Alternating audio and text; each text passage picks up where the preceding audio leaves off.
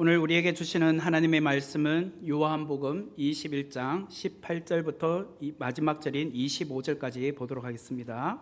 신약 성경 요한복음 21장입니다. 제가 갖고 있는 성경으로는 185페이지 요한복음 21장 18절부터 마지막 절인 25절까지입니다.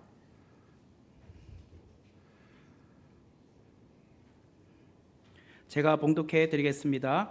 내가 진실로 진실로 네게 이르노니 내가 젊어서는 스스로 띠띠고 원하는 곳으로 다녔거니와 늙어서는 내 팔을 벌리리니 남이 내게 띠띠우고 원하지 아니하는 곳으로 데려가리라. 이 말씀을 하심은 베드로가 어떠한 죽음으로 하나님께 영광을 돌릴 것을 가리키심이러라. 이 말씀을 하시고 베드로에게 이르시되 나를 따르라 하시니 베드로가 돌이켜 예수께서 사랑하시는 그 제자가 따르는 것을 보니 그는 만찬석에서 예수의 품에 의지하여 주님을 파는 자가 누구오니까 묻던 자더라. 이에 베드로가 그를 보고 예수께 여짜오되 주님, 이 사람은 어떻게 되겠사옵나이까? 예수께서 이르시되 내가 올 때까지 그를 머물게 하고자 할지라도 내게 무슨 상관이냐? 너는 나를 따르라 하시더라. 이 말씀이 형제들에게 나가서 그 제자는 죽지 아니하겠다 하였으나 예수의 말씀은 그가 죽지 않겠다 하신 것이 아니라 내가 올 때까지 그를 머물게 하고자 할지라도 내게 무슨 상관이냐 하신 것이리라. 이 일들을 증언하고 이 일들을 기록한 제자가 이 사람이라. 우리는 그의 증언이 참된 줄 아노라. 예수께서 행하신 일이 이 외에도 많으니 만일 낱낱이 기록된다면 이 세상이라도 이 기록된 책을 두기에 부족할 줄 아노라. 아멘. 네, 오늘은 요한복음 21장 18절에서 25절의 말씀을 중심으로 베드로 너는 나를 따르라 라는 제목으로 귀한 은혜를 함께 나누겠습니다. 오늘 읽지는 않았지만 요한복음 20장 이제 내용의 마지막 절을 보면 이렇게 나오는데요. 21장을 오늘 읽었지만 그 앞장인 20장 마지막 절인 30절과 31절을 보겠습니다. 예수께서 제자들 앞에서 이 책에 기록되지 아니한 다른 표적도 많이 행하셨으나 오직 이것을 기록함은 너희로 예수께서 하나님의 아들 그리스도이심을 믿게 하려 함이요 또 너희로 믿고 그 이름을 힘입어 생명을 얻게 하려 함이니라. 이 사도 요한이 요한복음 20장 30절과 31절 두 구절에 요한복음을 기록한 목적에 대하여 소개를 하고 있습니다. 오직 이것을 기록함은 이라고 하면서 너희로 예수께서 하나님의 아들 그리스도임을 믿게 하려 함이요 또 너희로 믿고 그 이름을 힘입어 생명을 얻게 하려 함이다. 이렇게 소개를 하고 있습니다. 그리고 오늘 우리 요한복음 제일 마지막 장인 21장 제일 마지막 두 구절을 보세요. 24절과 25절 말씀인데 이 일을 증언하고 이 일들을 기록한 제자가 이 사람이라. 우리는 그의 증언이 참된 줄 아노라. 예수께서 행하신 일이 이 외에도 많으니 만일 낱낱이 기록된다면 이 세상이라도 이 기록된 책을 두기에 부족할 줄 아노라. 여러분, 방금 제가 20장의 마지막 두 구절과 21장의 마지막 두 구절을 읽었습니다. 연결이 되나요? 안 되나요? 그냥 자연스럽게 연결이 안 됩니까? 요한복음 20장 31절과 32절은 이 책을 기록한 목적에 대해서 이야기하죠. 그리고 또 요한복음 21장 24절과 25절도 예수께서 행하신 일이 이외에도 많지만 낱낱이 기록하지 않고 이 책에 정말 두 개도 부족하다. 그러면서 이런 내용으로 마무리가 되잖아요. 사실은 요한복음은 20장으로 끝나도 아무 문제가 없었다는 거예요. 그런데 갑자기 성령 하나님께서 사도 요한에게 21장을 기록하게 하신 것 같아요. 요한복음 21장 우리가 앞부분에 대해서는 지난 시간에 살펴보지 않았습니까? 요한복음 21장 1절부터 17절 말씀에 보면 제가 지난 시간에 제목을 이렇게 말하였죠. 베드로, 네가 나를 사랑하느냐? 이렇게 제가 그 제목을 달았습니다.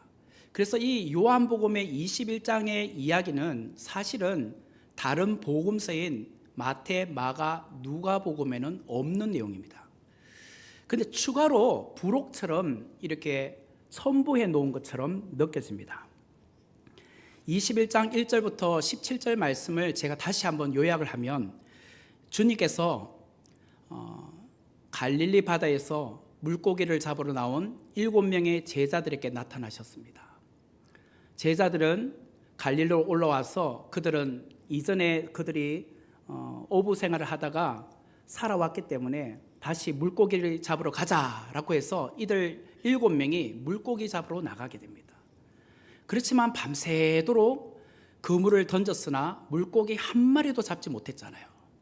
그리고 아침에 동이 터서 해변가로 돌아왔을 때에 저 해변가에서 어떤 분이 배 오른편에 그물을 던져봐라 라고 하셨잖아요.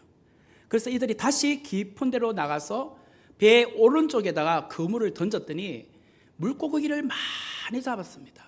거기 보면 구체적으로 153마리의 큰 물고기를 잡았다고 소개를 하고 있습니다. 이로 인해서 점점 해변가로 가까이 올 때 요한이 저분은 예수님이다 라고 말했잖아요. 그러자 베드로가 헤엄쳐서 예수님께로 오는 장면을 제가 설명을 드리지 않았습니까? 그리고 7명의 제자들이 이제 해변가로 왔을 때에 주님께서 숯불에다가 구운 물고기를 구워서 그들에게 조반으로 먹게 해 주셨죠. 그리고 나서 특별히 베드로에게 무엇이라고 했습니까? 요한의 아들 시몬아, 네가 나를 사랑하느냐? 이 사람들보다 나를 더 사랑하느냐라고 3번에 걸쳐서 물으셨습니다.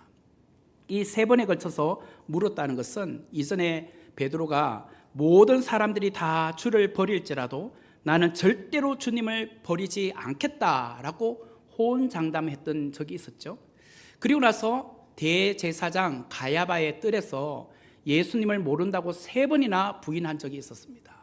그에 대해서 3번에 걸쳐서 주님께서 네가 나를 사랑하느냐라고 물으신 것 같아요. 그리고 베드로에게 내 양을 먹이라 라고 말씀을 하셨습니다. 이처럼 예수님은 실패했던 베드로에게 다시 찾아오셔서 첫사랑을 회복시켜 주셨습니다. 그리고 사명을 다시 부여해 주셨습니다. 내 양을 먹이라고 말씀을 하셨죠. 그 본문에 이어서 나오는 이야기가 오늘 18절부터 25절 요한복음의 마지막 이야기입니다. 18절의 말씀을 제가 읽어드리겠습니다. 내가 진실로 진실로 네게 이르노니 내가 젊어서는 스스로 띠띠고 원하는 곳으로 다녔거니와 늙어서는 내 팔을 벌리리니 남이 내게 띠띠우고 원하지 아니하는 곳으로 데려가리라. 여기 첫 번째 줄에 보면 내가 젊어서는 이라고 되어 있습니다. 여기서 젊었으는 이라는 것은 실제로 베드로가 젊었을 때를 말할 수도 있겠지만 사실은 영적으로 그가 어렸을 때에 영적으로 성숙하지 않았을 때도 그가 젊었을 때라고 표현할 수 있을 것 같아요. 우리는 그동안 베드로 시리즈를 함께 주일 오전 예배 시간마다 함께 다루었습니다. 그래서 이제 베드로가 어떤 인물인지에 대하여는 어느 정도 여러분들이 파악이 되셨을 것 같아요. 베드로의 성격 말입니다. 베드로는 어떤 성격이었습니까? 급했죠. 그리고 말이 엄청 빨랐죠. 얼마나 성미가 급했는지 실수가 참 많았던 사람이었습니다. 지금까지 그는 자신이 원하는 것을 자신의 뜻이라면 선택하고 또 결정할 수 있다고 생각해 왔던 사람 같아요. 아무리 예수님의 제자라 할지라도 사실은 자기 의가 강했던 사람입니다. 자기가 뜻한 대로 다 될 줄 알고 살아온 인생입니다. 그랬던 베드로가 이제 늙어서는 이라고 오늘 주님께서 말씀을 하십니다. 여기서 늙어서는 이란 것은 뭐 나이가 들어서는 이라고도 볼 수 있지만 영적으로 성숙하게 되었을 때는 이라고 바꾸어서 말할 수 있습니다. 영적으로 성숙하게 되었을 때는 그의 팔을 벌내리니 남이 그를 띠띠우고 원하지 아니하는 곳으로 데려가게 될 것이다 라는 말씀을 하세요. 이 말씀은 하나님이 이끄시는 대로 자기를 완전히 내어드리는 삶을 이제는 살게 될 것이다. 이제는 자기가 원하는 대로 살아온 인생이라면 이제부터는 주님이 원하시는 대로 이끌림 받는 인생이 될 것이다. 이것이 늙어서는 라는 말에서 이어서 나오는 것을 의미할 수 있다는 거예요. 그런데 또 다른 의미로는 실제로 베드로가 순교를 당하게 된 이제 죽음에 대한 예언의 말씀이기도 합니다. 기독교 역사가인 유세비우스에 의하면 이런 말을 합니다. 주후 64년에 네로 황제의 박해가 있었는데 그때 베드로가 체포가 되었습니다. 로마의 형 집행 가운데 가장 극형은 십자가형이지 않습니까? 이제 베드로를 십자가에 달려 죽게 하게 되었는데 베드로는 이렇게 고백을 합니다. 나는 예수님을 정말 그동안 예수님께 너무나도 많은 죄를 지었잖아. 내가 예수님처럼 죽을 자격이 있을까라고 생각을 하게 된 거예요. 그래서 화면을 보시면 나는 예수님처럼 똑바로 십자가에 달려 죽기보다는 거기 로마 군인들에게 십자가에 거꾸로 매달아 나를 죽게 해달라고 한 거예요. 그 말은 머리를 아래로 다리를 위로. 예수님은 정상적으로 하면 머리가 위고 다리가 아래로 가잖아요. 근데 자기는 예수님처럼 똑바로 십자가에 죽기는 주님 앞에 너무 부끄러워요. 나는 거꾸로 십자가에 매달리겠습니다 라고 부탁을 했다는 거예요. 그래서 십자가에 거꾸로 매달려서 순교를 당한 분이 베드로입니다. 이처럼 예수님께서는 베드로에게 맡겨주신 사명을 어떤 모습으로 끝까지 감당하게 될 것인지에 대하여 그의 순교에 대한 이야기를 18절에 예언하고 있는 거예요.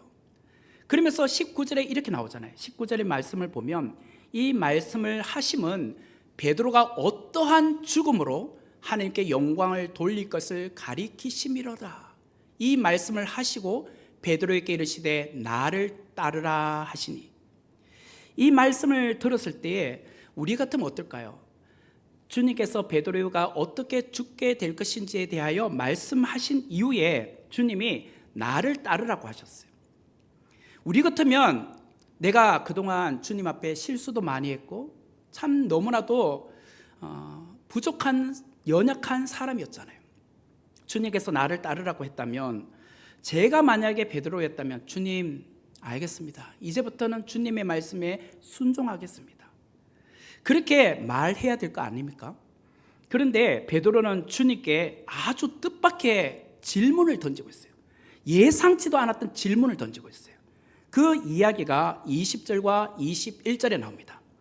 베드로가 돌이켜 예수께서 사랑하시는 그 제자가 따르는 것을 보니 그는 만찬석에서 예수의 품에 의지하여 주님을 파는 자가 누구오니까 묻던 자더라.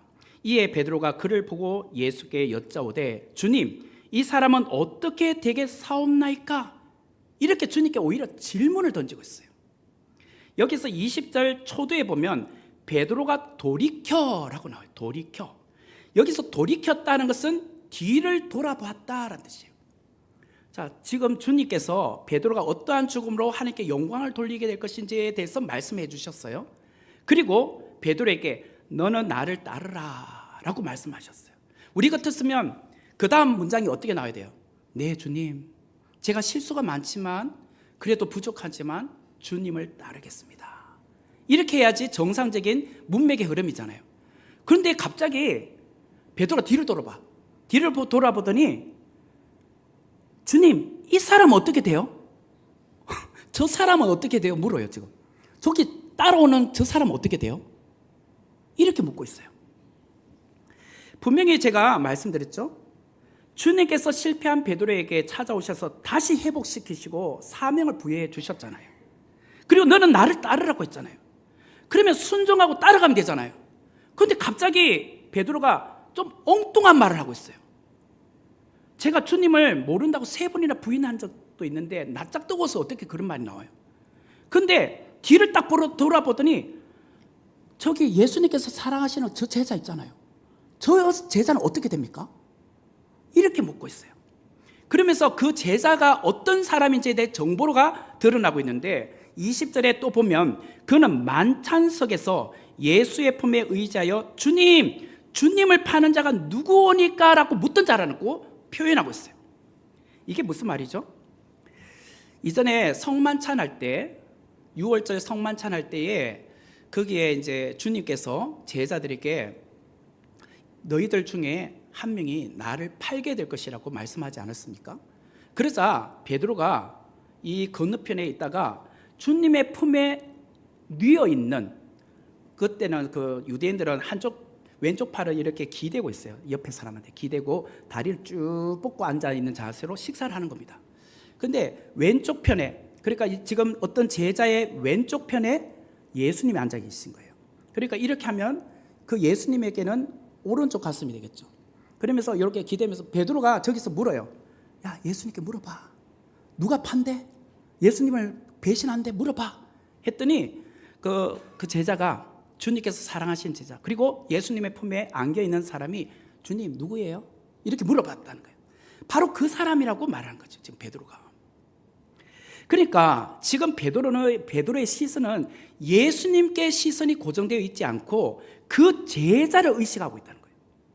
그 제자는 늘 주님께서 가까이 하시는 제자였고, 특별히 주님께서 애제자로 사랑하셨던 제자였다는 거예요.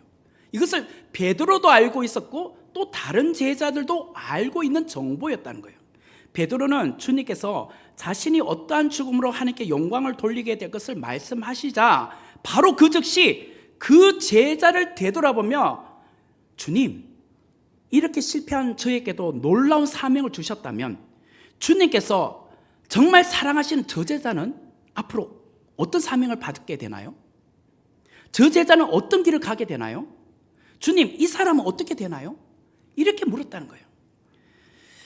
여러분, 베드로가 주목하고 있는 주님께서 사랑하시는 그 제자는 누구입니까? 예, 요한이에요. 요한 복음의 저자인 사도 요한이에요. 그래서 사도 요한서에 보면 자기가 자기 이름을 쓰기는 좀 민망하잖아요. 그래서 주님께서 사랑하시는 제자라고 그냥 표현을 했을 뿐이에요. 다시 말하면 베드로는 뒤를 딱 돌아보는 순간 주님께서 사랑하시는 제자가 따라오고 있잖아요. 주님, 저 요한 쟤는 어떻게 돼요? 이렇게 물어보는 거예요, 지금. 참 베드로가 독특하죠.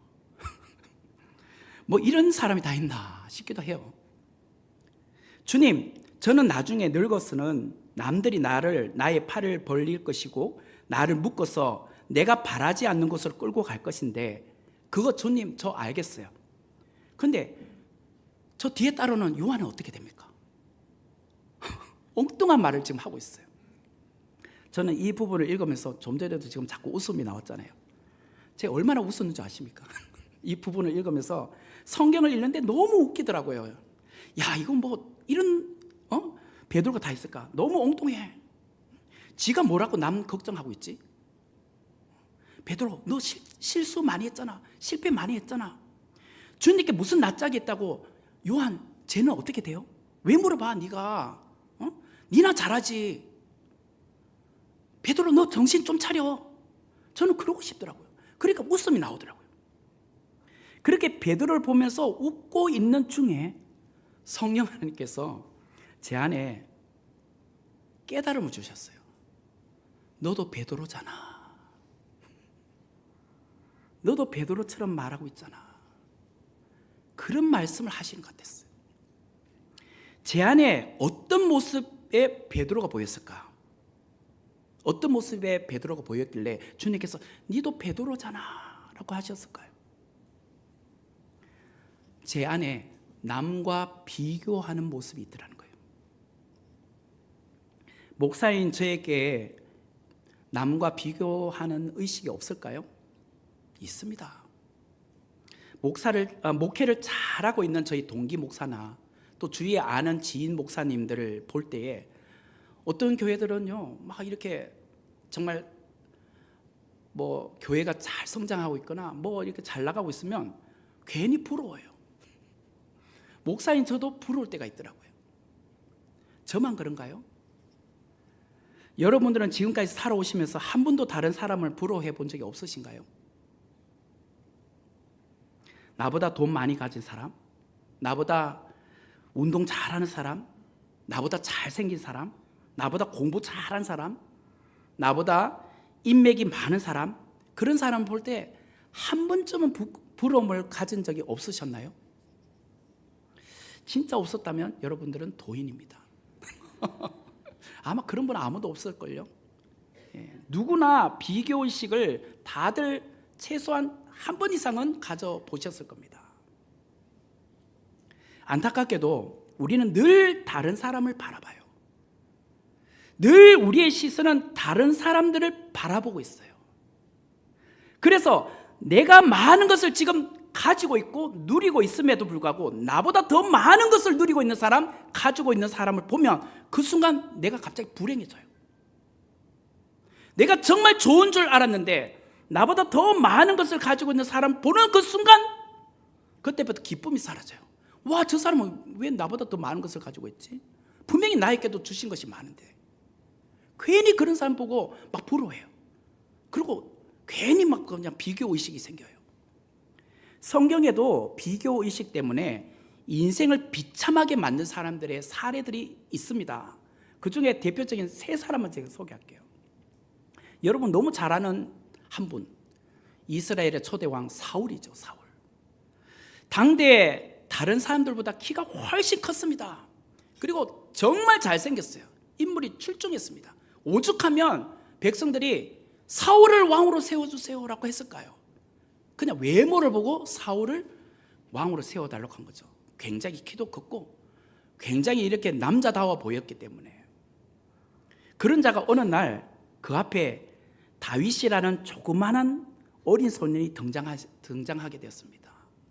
그리고 골리앗을 무너뜨리네요. 그러더니 어느 순간 다윗이 죽인 자는 만만이고 자기가 죽인 사람은 천천히라면서 백성들이 다윗을 칭송하기 시작하는 겁니다. 그러자 사울이 무너지기 시작을 합니다. 다윗에 대한 시기와 질투로 인해서 그를 죽이는 일에 매진하기 시작해요. 결국 그의 인생은 다윗을 죽이는 데만 몰입하게 돼요. 그러다가 결국 실패한 왕이 되고 말아요. 또 인류의 최초의 살인사건 아시죠? 형제간에 일어났습니다. 가인과 아벨. 하나님께서 동생 아벨의 제사와 제물을 받아주셨습니다. 근데 가인의 제사와 제물은 받아주지 않으셨어요. 이로 인해서 가인이 보통 같으면 하나님께서 왜 내 제사와 제물을 받지 않으셨지? 라고 회개하면 되잖아요. 다음에 잘해야겠다라고 하면 될 것을 괜히 그냥 질투심이 생기고 시기심이 생겨서 동생 아벨을 죽여버려요. 신약에 보면 마르다와 마리아 이야기 있어요. 이 둘이는 또 자매간이에요. 마르다는 정말 주님을 사랑했던 여인이에요. 누구보다도 주님을 섬겼던 여인이에요. 앞장서서 기쁨으로 섬겼어요. 주님께서 예루살렘에 오실 때에 자기 동네를 지나가면 늘 주님과 그의 제자들에게 식사 대접했던 사람, 열심히 부엌에 가서 반찬했던 사람, 봉사했던 사람이 누구냐? 마르다예요. 그런데 예수님의 발치 아래에서 예수님의 말씀을 듣고 있는 동생 마리아가 보이는 거예요. 야, 저는 내 동생은 왜 나를 도와주지 않고 예수님 발밑에 앉아서 저러고 있지? 그래서 괜히 그냥 시기 질투가 생기는 거예요. 우리도 봉사하다 보면 괜히 막 화가 나는 거 있잖아요. 야, 저분은 봉사도 안 하고 뭐 계속 왔다 갔다 하고 있고 은혜 받는 사람 왔다 갔다 하고 있고 목사님한테 칭찬만 듣고 있고 나는 뭐야 이거 이런 생각이 드는 경우가 있잖아요. 그래서 마음이 뒤틀리기 시작한 거죠. 그러면서 은혜가 떨어지기 시작한 거예요. 이처럼 성경 안에 보면 비교의식 때문에 자신의 인생을 무너뜨린 자들이 종종 나타납니다. 오늘 오후에 우리 임직 감사 예배를 드립니다. 이번에 한 분의 장로님과 6분의 안수 집사님 또 3분의 권사님을 세우게 됩니다. 여러분 오해 없이 받아들이세요. 뭐 그냥 오늘 적용하기 위해서 하는 거니까. 저는 그러고 나서 이제 그냥 그러니 하고 가는 거니까 이제 앞으로 우리가 그렇게 안 하면 돼요. 올 봄에 당회에서 임직 후보를 선별했습니다. 장로님들과 당회에서 이게 누가 후보로 올리면 좋겠다라고 했어요. 그리고 장로님들이 저에게 개별적으로 한번 물어보래요. 그분이 예를 들자면 장로로, 안수집사로, 권사로 본인이 승낙할 건지 말 건지 개별적으로 다 물어보게 되었습니다. 자, 그런데 제가 물어보는 과정에 개 중에 어떤 분은 저에게 이런 말을 했습니다. 누구누구는 후보로 올랐나요? 누구누구는 후보로 올라왔나요? 그걸 왜 물어봐요? 그리고 임직 후보가 이제 공개가 됐어요. 왜? 투표를 해야 되니까 게시판에 이제 이름이 딱 올라왔죠. 근데 또 저는 또 이런 이야기를 들었습니다. 저 사람은 아닌데 저 사람은 왜 후보로 올랐지? 이처럼 우리 안에는 자꾸 남을 비교해요. 그러면서 나보다 월등하다, 나보다 열등하다 이러면서 내 기준에서 판단해요. 베드로는 예수님께 여쭈었어요. 주님, 이 사람 요한은 어떻게 되겠사옵나이까?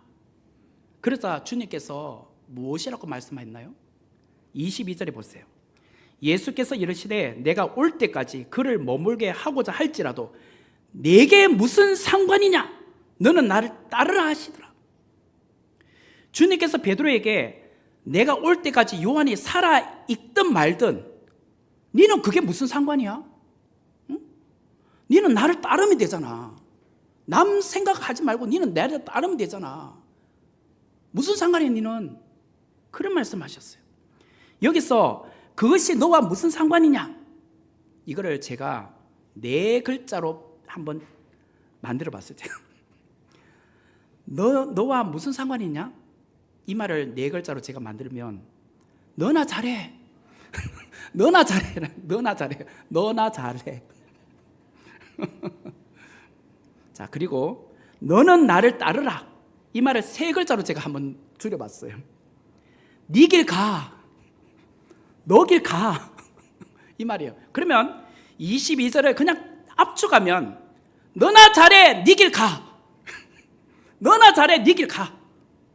너나 잘하고 네 길 가면 돼 임마. 왜 남 생각해? 그 말이에요 지금. 여러분, 우리는 비교의식을 누구에게서 가지나요? 저 멀리 떨어져 있는 사람에게 비교의식 가지나요? 여러분, 트럼프 대통령에게 비교의식 가지나요? 야, 나도 미국 대통령 한번 돼봤으면 저런 비행기도 좋은 거 타보고 부럽다. 아니요. 우리가 누구에게 비교의식을 가졌냐면 내 옆에 있는 장로님, 권사님, 집사님께 비교의식 가지잖아요. 같은 순에 있는 순원들에게 비교의식 가지잖아요. 한 교회에서 신앙생활 오래 해온 누구 성도에게 비교의식 가지지 않습니까? 괜히 멀리 있는 사람들에게 비교의식 안 가집니다. 그 사람은 나랑 아무 상관없어요. 내 옆에 있는 사람이 괜히 그냥 비교의식 돼요. 누구 권사의 아들은 장가도 제때 가더니 이번에 손주 봤대. 누구 집사의 아들은 어느 대학에 들어가더니 이번에 좋은 직장 취업했대. 막 그 말 들으면요, 겉으로는 아이고 잘됐네, 축하해. 그 속으로 막 썰해요. 은연중에 하나님 미워요. 왜 하나님은 내 기도를 안 들어주신 것입니까? 내 아들 내 딸은 뭔가요? 내 팔자는 왜 이리도 안 풀리나요? 그 앞에서는 잘됐네 그러면서 속으로 막 썰어 죽겠어. 비교되잖아 지금. 누구는 이번에 장로도 되는데, 누구는 안수집사 권사도 된다는데 나는 이게 뭐야? 언제까지 서리집사야? 그때 주님께서 하시는 말씀, 넌 나를 따르라. 너는 나를 따르라고 하셔요. 23절의 말씀을 보십시오. 이 말씀이 형제들에게 나가서 그 제자는 죽지 아니하겠다 하였으나 예수의 말씀은 그가 죽지 않겠다 하신 것이 아니라 내가 올 때까지 그를 머물게 하고자 할지라도 내게 무슨 상관이냐 하신 것이로라. 베드로는 주후 64년에 네로 황제 때에 로마의 십자가형으로 거꾸로 달려서 죽게 된다고 제가 말씀드렸어요. 그런데 요한은 그런 죽음을 당하지 않습니다. 쉽게 말하면 그냥 생을 쭉 살다가 돌아가셔요. 그러니까 베드로의 입장에서는 기분 나쁜 거지. 야, 나는 왜 이렇게 순교까지 하는데 저 인간도 순교해야지. 왜 저렇게 잘 살다가 그냥 그러다가 인생을 다 살다가 죽어? 그러니까 주님께서 내게 무슨 상관이 있냐 이렇게 말씀하세요. 우리는 이 말이 굉장히 기분 나쁘게 들리잖아요. 나는 고생하다가 타인의 손에 의해서 죽임을 당하게 되고, 근데 요한 쟤는 어떻게 돼요? 왜 안 죽어요? 나처럼 이렇게 죽어야죠. 그게 돼서 좀 기분이 안 좋잖아요. 지금 이걸 우리에게 적용해 보겠습니다. 하나님, 왜 저 사람은 건강하게 잘 지내는데 왜 저에게는 이런 질병 걸리게 하시고 저런 질병까지 걸리게 하셔서 끊임없이 약을 먹게 하시고 매번 병원에 가서 검진받게 하시고 하루도 이 질병으로 마음 편한 날이 없게 하시나요? 저는 뭐예요? 저는 건강하게 살면 안 되나요? 주님께서 하시는 말씀, 내게 무슨 상관이냐? 이 말을 들으면 여러분, 그렇군요 주님, 나에게 아무 상관없군요, 그러십니까? 주님 괜히 야속하잖아요. 괜히 섭섭하잖아요. 시험 될 것 같잖아요. 왜 주님 또 저런 말씀하실까 나한테? 베드로의 질문에 주님은 요한이 어찌 되든지 너와 무슨 상관이 있느냐, 너는 나를 따르라고 말씀하셨어요. 이게 무슨 뜻이냐? 주님께서 우리에게 맡기신 사명의 길은 다 다르다는 뜻입니다. 다 다르다. 각자의 소명은 비교의 대상이 아니란 뜻입니다. 각자에게 주신 소명에는 우월이 있을 수 없다는 뜻이에요. 각자에게 주신 사명이 다 달라요. 요한에게 주신 사명은 무엇입니까? 요한에게 주신 사명, 그게 24절과 25절이잖아요. 이 일을 정언하고 이 일들을 기록한 제자가 이 사람이라. 우리는 그의 정언이 참된 줄 아노라. 예수께서 행하신 일이 이 외에도 많으니 만일 낱낱이 기록된다면 이 세상이라도 이 기록된 책을 두기에 부족할 줄 아노라. 요한복음은 사복음서 가운데 가장 마지막에 기록된 복음서입니다. 요한은 이미 쓰여진 마태복음이나 마가복음이나 누가복음을 보고 거기 없는 내용들을 보완해서 쓴 책이 요한복음이에요. 그래서 흔히 마태, 마가, 누가복음을 세 개를 합쳐서 공관복음이라고 하잖아요. 같은 관점에서 썼다, 공통점이 많다. 그런데 요한복음은 좀 공통점이 거의 없어요. 그래서 다른 복음처럼 보여요. 왜? 이 세 가지 복음서를 보면서 없는 내용들을 많이 보완했기 때문에. 자, 예를 들어서 사도 요한이 일찍 죽었다고 합시다. 뭐 베드로처럼 순교를 당했다고 합시다. 그러면 요한복음은 누가 기록합니까? 언제 기록합니까? 기록하지 못하잖아요. 그뿐만 아니라 요한 1서, 2서, 3서, 요한계시록, 이 서신들은 요한계시록까지는 다 사도 요한이 말년에 기록을 합니다. 만약에 일찍 죽게 되었다면 우리가 요한계시록을 읽을 수 있었을까요? 요한복음의 그런 비하인드 스토리, 숨겨진 이야기들, 또 요한복음 21장에 나오는 이야기는 다른 복음서에 없는 이야기잖아요. 그런 이야기도 어디서 찾아봅니까?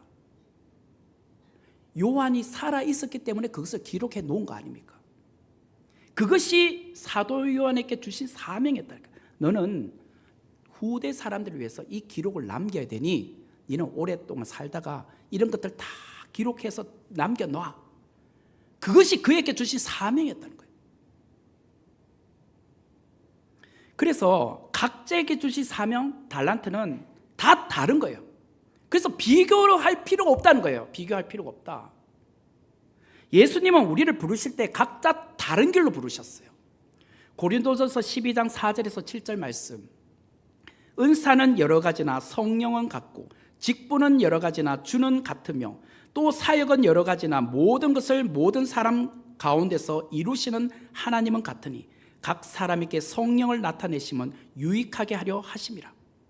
보세요. 여기 보면 여러 가지 은사가 있다고 하잖아요.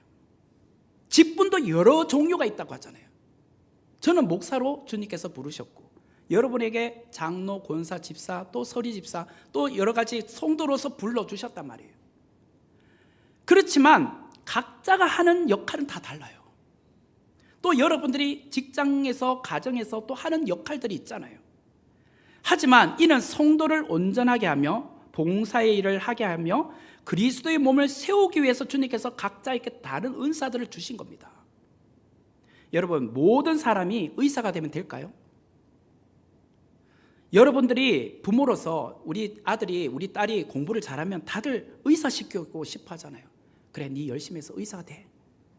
의사만 다 우리나라에 있다고 하면 이게 건전한 나라입니까? 좋은 나라입니까? 아니요. 과학자도 있어야죠. 건설업계에 계시는 분도 있어야 되고, 군인도 있어야 되고, 선생님들도 계셔야 되고, 농부들도 계셔야 되고, 기술자들도 있어야 되지 않습니까? 각각의 이런 직업군이 있어야 되지 않습니까? 제가 한 번씩 유튜버를 보는데 유튜브에 그 인생 스토리라는 것을 봅니다. 여러분 검색해서 인생 스토리 한번 검색해 보세요. 제가 조금씩 이렇게 지치고 할 때 그걸 보면 힘이 나요. 뭐 당연히 목사는 성경 보고 힘이 나야 되지만 거기 보면 어떤 사람들이 나오냐면 20대, 30대 청년들이 나와요. 20대, 30대 청년들이 얼마나 새벽부터 늦은 시간까지 일하는지 나와요. 자, 우리가 볼 때는 뭐 스카이 대학교 나오고 좋은 뭐 직장 들어가고 이러면은 성공한 인생처럼 보여지잖아요. 그런데 그 사람들은 어떤 사람은 용접공, 어떤 사람은 고속버스 운전사, 또 어떤 사람은 큰 트레이너 그 트럭을 운전하는 사람, 어떤 사람은 그 젖소를 키우는 어떤 29살 된 여자, 처녀의 처녀, 결혼도 안 하셨더라고요. 그런 사람들이 나와가지고 각각 다른 분야에서 열심히 살아가는 걸 보여줘요. 그런데 그분들에게 물어요. 당신 친구들 중에는 대학 들어간 사람도 있고 또 당신 친구들 가운데 좋은 직장 들어가 있는 사람들도 있는데 그 사람들 보면 열등감 안 느끼세요? 그런 친구들하고 만나는 것을 부담 없이 만나시나요? 했더니 나는 절대로 열등감 갖지 않는다는 거예요. 누구와 비교하지 않는다는 거예요. 나는 이 일에 만족한다는 거예요. 근데 그렇게 열심히 해서 용접하는 사람은 한 번 일당 나가면 27만 원씩 번대요, 하루에. 그래서 한 달에 한 600에서 700만 원 번다는 거예요, 순수입이. 또 29살 된 그 젖소를 키우는 사람은 여인은 한 달에 1억을 번다는 거예요. 한 달에 1억. 그런데 그 한 달에 1억 중에 순수입은 한 2천에서 3천이래요. 다른 것은 뭐 이렇게 다 나가는 것이 있어. 그래서 새벽 일찍 일어나서 젖소에게 그 우유를 뽑아가지고 그것을 또 실제로 트럭에다 싣고 또 배달해 주고까지 다 하더라고 보니까. 그래서 본인 목표는 5억 버는 거래요. 하루에 5억 버는 거. 하루에 1억이 아니라 한 달에 1억이 아니라 한 달에 5억 버는 거.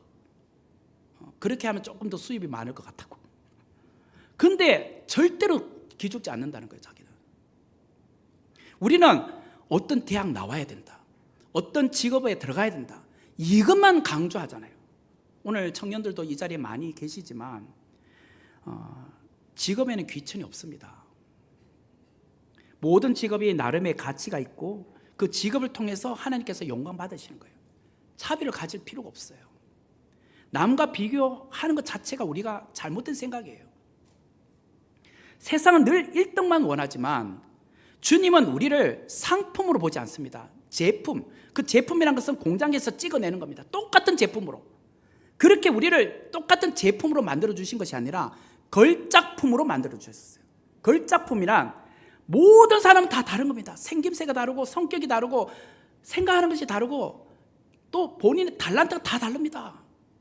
심지어는 쌍둥이조차도 달라요. 그렇게 다르게 하나님께서 걸작품으로 만들어주셨다는 것은 이 세상에는 나는 나 하나밖에 없는 거예요. 독특한 것은 나 하나밖에 없는 거예요. 특별한 존재죠, 하나님이. 그렇게 만들어주셨건만 모두가 다 다른 것이 정상이고 달라야만 마땅함에도 불구하고 또한 나에게 주어진 사명이 다 다를 수밖에 없다는 것이 정상이잖아요. 그런데 우리는 내가 다른 사람들과 비슷한가 비슷하지 않은가에 대해서 늘 신경을 써요. 그래서 외모도 사람들과 비슷하게 꾸며요. 심지어는 똑같은 성형외과 가서 쌍꺼풀도 똑같이 만들어요. 또. 유행하는 옷도 똑같은 거 입고 다녀요. 또. 사춘기 청년들, 중학생들 보세요. 똑같은 옷 입고 다녀요. 뒤에서 보면 누가 누군지 하나도 구분이 안 되죠. 군인 같아, 군인들. 남들이 하니까 나도 해야 된다고 생각해요. 내가 조금이라도 다른 사람과 다르면 그것 때문에 막 힘들어요. 자꾸 남의 시선을 자꾸 쳐다봐. 남과 비교하면서 살아가고 있잖아요. 우리가. 하나님 우리 각자에게 남이 갖지 않는 나만의 특별한 재능을 주셨건만, 그래서 걸작품이라고 하셨건만, 우리는 자꾸 남과 비교하면서 나는 왜 저 사람처럼 안 돼? 비슷한 게 없지? 그러면서 자꾸 주눅 들고 있단 말이에요. 독수리는 하늘의 제왕이지 않습니까? 하늘 나는 것이 그에게는 특징입니다. 그런데 독수리가 하늘 쭉 나르고 있다가 바다를 나르고 있는데 돌고래가 막 수영하고 있어. 바다를 막 헤엄치고 다녀. 야, 하나님, 나는 왜 돌고래처럼 물리를 헤엄치지 못하게 하시나요? 그날부터 수영 배우면 됩니까? 아니요. 그럼 빠져 죽습니다. 그리고 돌고래가 수영하다가 하늘을 보니까 독수리가 나르잖아요. 하나님, 저 하늘에 따르는 독수리처럼 좀 나르게 해주세요. 그러면 됩니까? 아니요. 자기 영역에서 하나님께서 걸작품을 만들어 주셨잖아요. 자기 분야에서 열심히 하면 됩니다. 내가 운동을 잘하면 운동에서, 또 그림을 잘 그리면 그림 그리는 데서, 어디든지 자기가 할 수 있는 영역에서 최선을 다하면 주님께서 기뻐하신다는 말이에요. 믿음이 뭘까요? 믿음은 하나님 앞에서 서는 것이잖아요. 믿음은 하나님을 보는 것이에요. 내가 자꾸 사람을 보게 되면 사람의 시선에 가려서 하나님이 안 보입니다. 믿음이란 사람에게서 시선이 가 있던 것을 하나님께 돌리는 것, 이게 믿음이에요. 우리가 의도적으로 세상을 자꾸 보게 되면 결국은 자꾸 시험 들어요. 비교하게 돼요. 그럴 때마다 세상을 보지 말고, 사람을 보지 말고 하나님 보세요. 하나님. 내게로 눈을 들어 주를 보기 시작할 때 주의 일을 보겠네 라는 시선이라는 찬양도 있습니다. 우리의 모든 시선을 주님께로 향할 때 살아계신 하나님께서 내 삶에서 역사하고 계심을, 일하고 계심을 우리가 보기 시작한다는 거예요. 성도 여러분, 여러분의 시선을 남과 비교하는 것으로부터 주님께로 돌리시길 바라요. 세상의 관점으로 여러분의 자녀를 보지 마십시오. 다른 집 자녀들은 하고 우리 집 자녀를 서로 비교하지 마십시오. 옆집 내 애는 좋은 대학 갔다더라. 누구네 자녀는 시집 장가 갔다더라. 그 자녀는 아이도 낳았다더라. 좋은 직장 취업했다더라. 여러분 자꾸 그러면요, 그러면서 조지 원시턴은 19살 때 군대에서 어떤 장교가 되었다더라. 여러분들 자녀에게 그런 말 하면요, 여러분 자녀들은 아빠에게 그럴 겁니다. 아빠 나이 때는 대통령이 되셨어요. 그러실 거예요. 서로 비교하니까 아이들 막 화가 나가지고 아빠 나이는 대통령 됐거든. 하나님은 실수가 없으신 분이잖아요. 하나님은 여러분의 자녀들을 향해 큰 그림을 갖고 계십니다. 그러므로 너는 나를 따르라. 그냥 주님의 말씀에 순종하고 따라가면 되는 거예요. 너는 나를 따르라. 이 말씀은 다른 사람이 어떻게 되든지 간에 신경 쓰지 말라는 거예요. 신경 끄세요. 이제 좀 제발. 옆에 사람 뭐가 되든지 말든지 그냥 나는 주님과 관계만 좋으면 돼요. 그냥 신앙생활 잘 하시면 돼요. 특히 오늘 임직받는 우리 10분의 중직자들에게 말씀드립니다. 또 직분자들에게도 동일하게 말씀드립니다. 누구 장로님, 누구 집사님, 누구 권사님과 자꾸 비교하지 마십시오. 저분은 어떻게 되나요? 그런 생각도 하지 마십시오. 주님께서 세우실 만하니까 세워주신 거잖아요. 주님께서 맡을 만하니까 그 직분을 또 맡겨주시고 사명을 부여하신 거 아니겠습니까? 그냥 주님이 나에게 너는 나를 따르면 돼 라고 하면 그냥 따르면 돼요. 따르다 보면 주님께서 직분도 주시고 사명도 주신단 말이에요. 근데 괜히 나는 같이 우리 선목교회 등록 날짜는 똑같은데 저 사람이 왜 먼저 장로가 돼? 집사가 돼. 그렇지도 마세요. 사도행전 말씀에 보면 베드로와 요한이 어떻게 되었을까요? 오순절 날 성령 강림 사건 받고 이 두 사람이 성령의 능력을 받고 사도행전 3장에 보면 베드로와 요한이 제9시 기도 시간에 성전에 올라가다가 미문에서 한 번도 걷지 못했던 안전뱅이를 나사렛 예수 그리스도 이름으로 일으키지 않았습니까? 주님께서 기적을 베풀어 주지 않으셨습니까? 자, 그 전까지만 해도 요한복음 21장만 해도 베드로는 제 요한은 어떻게 돼요? 이렇게 했던 베드로가 사도행전 3장에 보면 두 사람이 동력하고 있어요. 서로 비교하지 않아요. 경쟁하지 않습니다. 서로 동력의 관계로 함께 초대교회 쌍두마차가 되어 있어요. 얼마나 멋있습니까? 초대교회가 어떻게 부흥하고 성장하게 되었을까? 경쟁심을 버릴 때, 비교의식을 버릴 때, 동력하고 하나가 될 때 초대교회가 일치월장하며 성장하게 되었다는 거예요. 우리 선목교회가 그렇다면 어떻게 하면 부흥하고 성장할 수 있을까요? 똑같습니다. 우리 안에 자꾸 비교하지 마세요. 경쟁도 하지 마세요. 남을 높여주고 세워주고 동력할 때, 하나가 될 때 주님께서 우리 선목교회에 부흥을 주신단 말이에요. 우리 선목교회는 한 분 장로님과 6분의 안수 집사님과 3분의 권사님을 오늘 오후에 세우게 됩니다.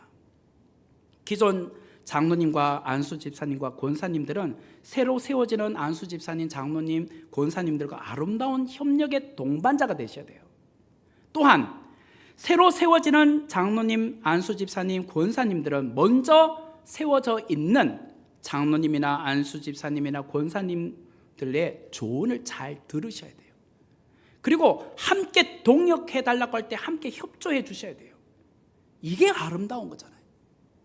베드로와 요한이 동역하는 관계가 된 것처럼 우리 모두는 주님을 따른 동역자들입니다. 동역자, 경쟁자가 아니에요. 경쟁자가 아니라 동역할 때 주님께서 우리 선목교회 안에 놀라운 일을 행하실 겁니다. 그래서 은혜로운 교회, 사랑이 풍성한 교회, 좋은 소문이 널리 전해지는 교회로 소문나게 될 거란 말이에요. 그래서 오늘 정말 제가 일부러 의도한 것은 아니었는데 요한복음 딱 여기에 이 타이밍에 오늘 본문이 걸렸습니다. 정말 하나님께서 하신 것 같아요. 그래서 오늘 임직 받는 분들이나 우리 모든 성도들에게 주신 말씀으로 알고 우리가 말씀 앞에 정말 순종함으로 나가는 자 되기를 주의 이름으로 축원합니다. 같이 기도하도록 하겠습니다. 은혜로우신 하나님 감사합니다. 오늘 우리 선목교회에 정말 귀한 직분자를 세우는데 서로 경쟁자가 아니고 또 비교의식을 갖고 사는 것이 아니라 정말 동력자로서 서로를 높여주고 존경하며 함께 세워가는 선목교회가 되게 하여 주시옵소서. 예수님의 이름으로 기도하옵나이다. 아멘.